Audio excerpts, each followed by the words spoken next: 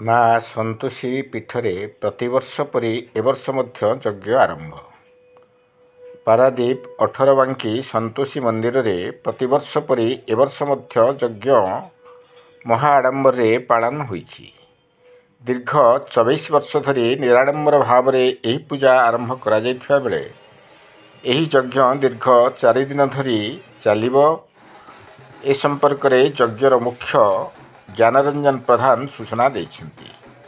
ଆଜିଠାରୁ ଯଜ୍ଞ ଆରମ୍ଭ ହୋଇଥିବା ବେଳେ ମହା ଆଡ଼ମ୍ବରରେ 108 କଳସ ଶୋଭାଯାତ୍ରା କରାଯାଇ ଯଜ୍ଞସ୍ଥଳୀକୁ ଆସିଥିଲେ ଏବଂ ଏଥିରେ ବହୁ ଭକ୍ତ ଯୋଗ ଦେଇଥିବା ବେଳେ ଯଜ୍ଞରେ ମୁଖ୍ୟ ଅତିଥି ଭାବେ ଜ୍ଞାନରଞ୍ଜନ ପ୍ରଧାନ, ଚନ୍ଦନ ଜେନା, ରଶ୍ମିତା ସ୍ୱାଇଁ, ଗଣେଶ୍ୱର ସ୍ୱାଇଁ ପ୍ରମୁଖ ସମସ୍ତ ଭକ୍ତଙ୍କ ତତ୍ତ୍ୱାବଧାନ ନାମରେ ଯଜ୍ଞ କାର୍ଯ୍ୟ ଚାଲୁ ରହିଛି ଏବଂ ଆଗକୁ ଏହା ଉନ୍ନତ ଧରଣର କାର୍ଯ୍ୟକ୍ରମ ପ୍ରତିବର୍ଷ ଚାଲିବାର ଯୋଜନା କରାଯାଇଛି ବୋଲି ସୂଚନା ଦିଆଯାଇଛି।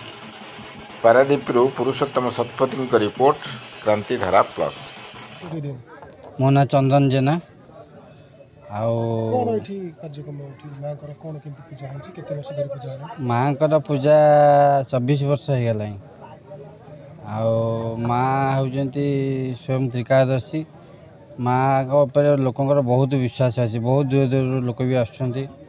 ଆଉ ମାଙ୍କ ଉପରେ ତାଙ୍କର ସେତିକି ବିଶ୍ୱାସ ଅଛି, ଭଲ ପାଇବା ବି ଅଛି। ସେମିତି ଆମେ ସେମିତି ଲାଗି ରହିଛୁ। ଦିନକୁ ଦିନ ତ ବଢ଼ି ଚାଲିଛି କାର୍ଯ୍ୟକ୍ରମ। ଯଜ୍ଞ ଘର ଏଇ ପ୍ରଶାସନ ଭାଙ୍ଗି ଦେଇଥିଲା, ପୁଣି ଆଉ ଥରେ ଯାହା ହଉ କହି କାହିକି ଆମେ କରିଛୁ। ଏହା ଯଦି ପ୍ରଶାସନ ଆମକୁ କିଛି ସାହାଯ୍ୟ କରିବ, ଆମେ ଆଉ ଟିକେ ଆଗକୁ ଯିବୁ ଆଉ।